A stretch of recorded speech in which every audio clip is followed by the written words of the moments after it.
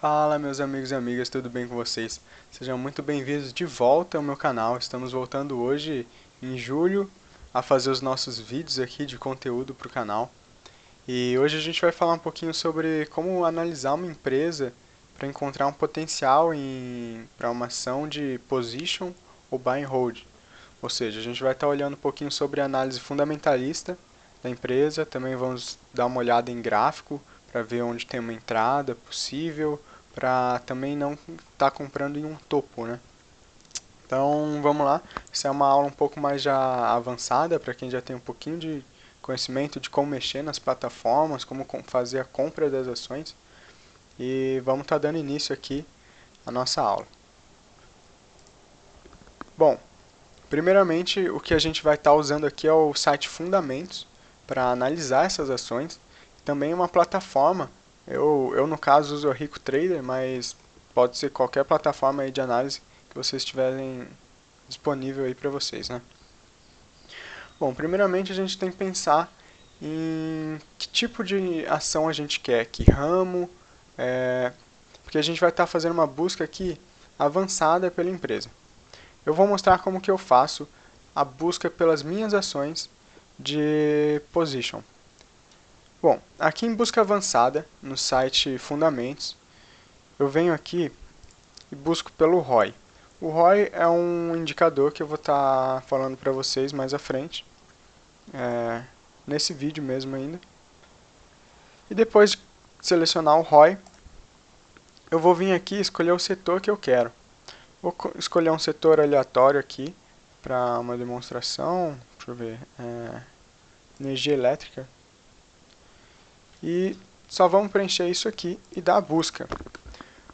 Bom, depois de buscar isso aqui, a gente vai vir aqui em ROI, nessa tabela aqui em cima, e filtrar pelos maiores ROIs do mercado.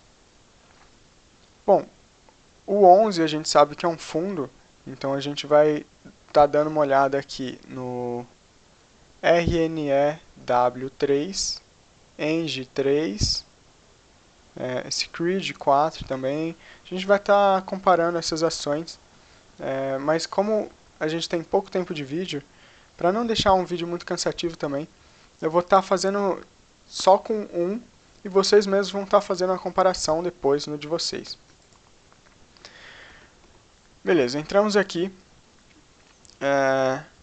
e eu vou dar uma explicada para vocês sobre alguns indicadores que a gente vai estar olhando aqui, que nada mais é o fundamento do que eles pegam o balanço da empresa, pegam a DRE e pegam alguns indicadores que podem dizer uma margem boa para estar investindo, que está com lucro, está tendo uma boa remuneração, coisas que importam para um investidor, para quem vai estar investindo mais a longo prazo. Por isso que quem utiliza só análise técnica normalmente não olha esses indicadores, porque é mais curto prazo, day trade, swing trade. Agora, para uma operação de position ou buy hold, a gente vai estar olhando esses fundamentos aqui, os fundamentos da empresa. Bom, essa empresa aqui não está muito boa, eu vou pegar alguma outra aqui para estar explicando para vocês melhor. Beleza, a Engie, aqui nós basicamente vamos ter o valor de mercado dela e o patrimônio líquido, ou seja, o quanto ela está sendo negociada e o quanto que ela vale em si a empresa. O mercado de ações é um mercado que ele negocia empresas com expectativas futuras. Ou seja, quando eu compro uma ação, eu imagino que ela vai melhorar, ela vai crescer e com isso vai aumentar o valor dela.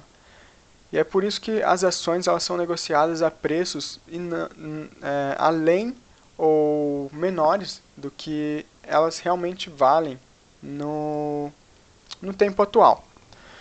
Bom, vamos começar aqui vendo os primeiros indicadores. Aqui a interface parece meio complicada, tem vários números, mas alguns não são tão relevantes assim. Eu vou estar explicando os mais importantes, para vocês conseguirem fazer uma análise bem simples aí e objetiva da ação, né? Bom, aqui vão ter algumas informações sobre a ação, preço, último balanço que foi lançado, entre outros. Aqui uma evolução durante os anos, e aqui são os principais indicadores que a gente vai estar vendo. Bom, a gente vai começar aqui pelo PL. O PL nada mais é do que o preço da ação pelo lucro da ação. Aqui ainda falam que normalmente é o tempo que leva para o retorno do capital voltar como lucro para essa ação. Um bom PL de uma ação, ele não pode ser tão elevado e tão baixo. Quando ele é muito baixo, significa que o mercado não tem muita expectativa. Se for negativo ainda, significa que está muito ruim, ou seja, a empresa está tendo até prejuízo. Então 15 é um PL razoável, normalmente falam que 8 é um PL bom para estar fazendo uma compra buy and hold para um longo prazo. Mas 15 ainda é razoável, tem algumas empresas na bolsa que estão com PL de 100 ou mais, né? Então 15 é um PL bom, vocês vão estar vendo na comparação de vocês, tem algumas empresas que são superestimadas na bolsa. Então, tem um PL de 90, 100 e continuam subindo no preço, no gráfico, porque são justamente, as pessoas esperam muito dela, né? Já essa aqui, o 15 é um PL otimista, porém não tanto quanto algumas da bolsa. O PVP. O PVP é o preço da ação pelo valor patrimonial. Ou seja, o preço que está aqui, que ela está sendo negociada no mercado, pelo preço que ela realmente está valendo no momento. Ou seja, é 5,32 vezes maior o preço dela. Se fosse 1 aqui, seria proporcional, 1 para 1, o valor dela com o valor de mercado. Ou seja, também significa que a empresa está sendo superestimada e está sendo vendida a um preço bem maior do que ela realmente está valendo no momento. Bom, outro indicador que a gente vai estar olhando aqui é o dividendo. O dividendo é um indicador bem importante porque você consegue classificar os objetivos de uma empresa pelo dividendo. Como assim? O dividendo é uma parcela do lucro que a empresa vai estar entregando para vocês. Então, quando a empresa tem um dividendo muito alto, significa que ela não tem mais muita esperança de expansão. Como assim? O lucro que ela está entregando para vocês, quando é uma empresa pequena, que ainda acredita em expansão, principalmente small caps, que são empresas menores, pode ser zero ou bem baixo, porque significa que ela está reinvestindo esse capital para poder estar crescendo com uma velocidade mais acelerada, que vai gerar um retorno na bolsa, né? Porém, quando é 10, como o Itaúsa, por exemplo, que é uma blue chip, uma empresa muito grande, já não espera um crescimento muito grande da empresa em si, ou seja, a Itaúsa para ela dobrar de tamanho é muito difícil. Então, elas distribuem mais o lucro do que reinvestem nelas mesmas. Um outro indicador é a receita, o crescimento de receita nos últimos 5 anos, que é esse indicador aqui. Esse indicador aqui não é tão importante estar olhando assim já presumindo alguma coisa, mas para realmente ver se não está muito ruim, mas normalmente entre 5, 20, por aí, está ótimo. O problema é se ele estiver negativo, aí a gente vai ter que dar uma olhada melhor no que eu vou estar mostrando mais à frente.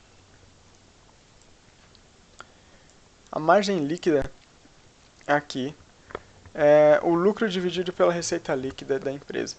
Ou seja, é basicamente o lucro líquido da empresa, o quanto ela tem de receita ou o quanto ela vende, ela tira uma parcela. E essa parcela é esse lucro aqui, é o que vai sobrar no final do ano na mão dela, ou seja, 22,4% dessa parcela.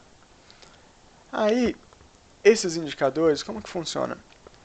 Vocês vão estar olhando com calma e comparando com os outros do mesmo setor, para ver qual que é a vantagem competitiva que uma empresa tem sobre a outra. Você vai conseguir estar observando, quando vocês praticarem em casa, vocês vão perceber que tem algumas empresas que têm diferenças gigantescas, né? Então, basicamente, a margem líquida aqui não significa muita coisa só como número, mas sim em comparação com as outras empresas, que vai estar fazendo uma diferença maior. Outro indicador é o ROI, retorno sobre o patrimônio líquido, que é, na verdade, o retorno da empresa, o lucro dela aqui, né, o lucro líquido sobre o patrimônio, ou seja, quanto que ela está valendo. Ou seja, em 12 meses ela ganha 2,2 bilhões. E o patrimônio dela é 6,7 bilhões. Então ela está tendo um lucro muito alto. Isso é uma coisa muito boa. Por isso que eu sempre estou filtrando pelo ROI, porque é um potencial de expansão da empresa muito alto. Por isso que é o principal indicador que eu procuro buscar. Mas eu também dou muito valor ao patrimônio, o PL, o PVP, o dividendo eu olho para fazer análise, se ela está querendo expandir ou se ela já está se colocando num limite. E agora eu vou estar mostrando também que vocês precisam olhar a dívida e a relação do lucro e receita dela. Aqui a gente já viu que ela tem uma margem líquida de 22, é bom. Elas têm uma receita de 10 bilhões e sobra 2,2, ou seja, 22,4%. Ok, então aqui a gente vai olhar também a dívida dela, ou seja, ela tem uma dívida de 16, quase 17 bilhões de reais e ela tem disponibilidade no caixa dela de 4 bilhões. Ou seja, a dívida real dela é de 12,7 bilhões. Como a gente vai analisar isso, se é uma coisa boa ou ruim? É claro que é ruim ter dívida, quanto menor, melhor, mas sempre vai ter uma dívidazinha básica ali de capital de giro, porque as empresas fazem compras que vão pagar em um tempo, então isso também chega a contar como dívida. Bom, aqui a dívida é 2 vezes o patrimônio atual dela, mas ela também está sendo negociada a 35 bilhões. Então a gente tem são algumas coisas que a gente vai estar dando uma olhada e raciocinando um pouco sobre, né? E aqui a gente vai vir para uma parte muito importante, que são os gráficos de balanço patrimonial e demonstrativo de resultados. Vamos primeiro aqui para os gráficos, que é nessa parte aqui do lado de detalhes, balanço patrimonial. Aqui a gente vai estar vendo principalmente a dívida dela. Aqui a gente consegue ver que a dívida tem crescido muito desde 2018. A dívida antes era de 3 bilhões, hoje está em 12 bilhões, é uma coisa bem preocupante. Patrimônio líquido, ou seja, o quanto a empresa vale, não vem crescendo conforme a dívida, ou seja, na mesma escala, ele vem crescendo bem de leve, mas essa dívida aqui é preocupante em relação ao crescimento do patrimônio. E também a gente vai comparar a dívida com o cenário de lucro dela. Ou seja, se a dívida está crescendo, porém ela está conseguindo muito lucro, talvez compense. Mas vamos dar uma olhada, porque essa dívida aqui, realmente de 3 para 12 bilhões em 3 anos, não é muito legal, né? E isso significa, na verdade, que a empresa está acumulando dívida, ao invés de diminuir. Tem muitos gráficos que vocês vão analisar aí, que a dívida está em cima e acaba caindo. Ou seja, a empresa tem um bom lucro, então ela consegue liquidar essa dívida. Bom, patrimônio líquido também é uma coisa muito importante para se notar, ou seja, em 10 anos aqui, ela não teve um crescimento tão grande, foi de 4,5 para 6,5 mais ou menos, de patrimônio líquido. Bom, assim como eu falei, vocês vão estar fazendo a comparação aí de vocês e vocês vão ver que tem empresas que crescem isso aqui de um jeito muito louco. Mas esse patrimônio líquido aqui estável significa que é uma ação que não vai ter tanta volatilidade na bolsa, é uma ação mais segura. É claro que tem o problema da dívida aqui, mas essa falta de oscilação no patrimônio dela dá uma certa estabilidade para ela. Chega a ser uma ação, de certa forma, mais segura. E agora a gente vai estar vendo o demonstrativo de resultados, que é onde a gente vai ver o lucro, receita, enfim. Bom, a receita dela vem aumentando de 3 para 10 bilhões, isso é uma coisa muito boa. Só que a gente tem que sempre saber e pensar que a receita não é lucro, né? Então, ela pode ganhar muito, mas ter prejuízo, por acaso. que é o que a gente vai estar vendo aqui embaixo, que é o resultado, desculpa, o lucro líquido.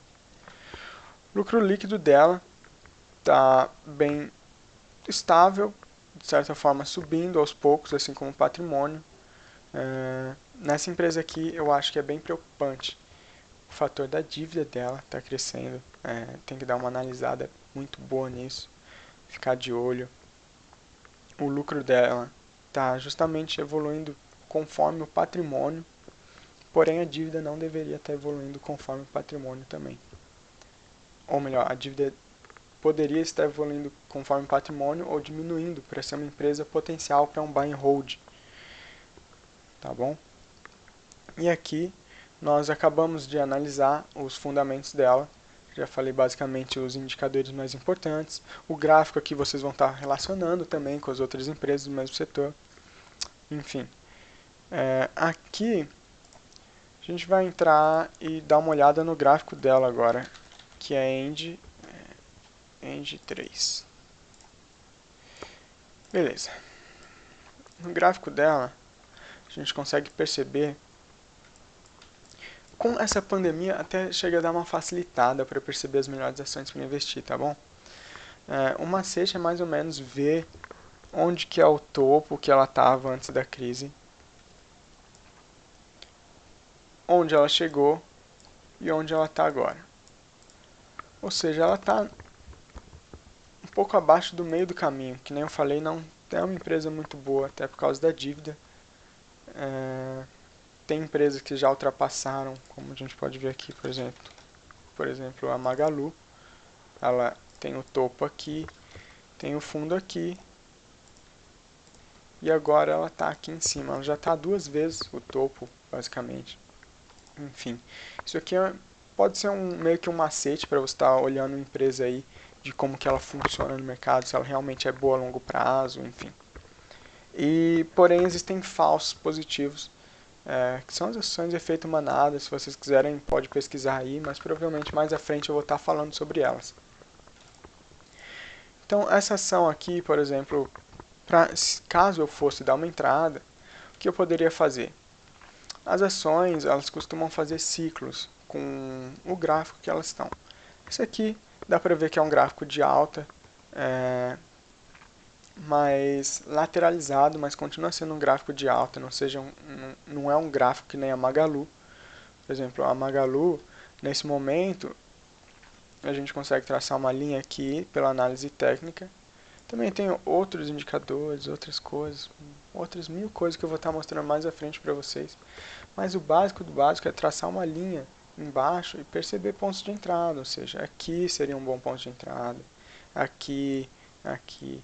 Mas também tem que levar em consideração outros fatores externos, conflitos, entre outras coisas que podem vir a fazer a bolsa cair.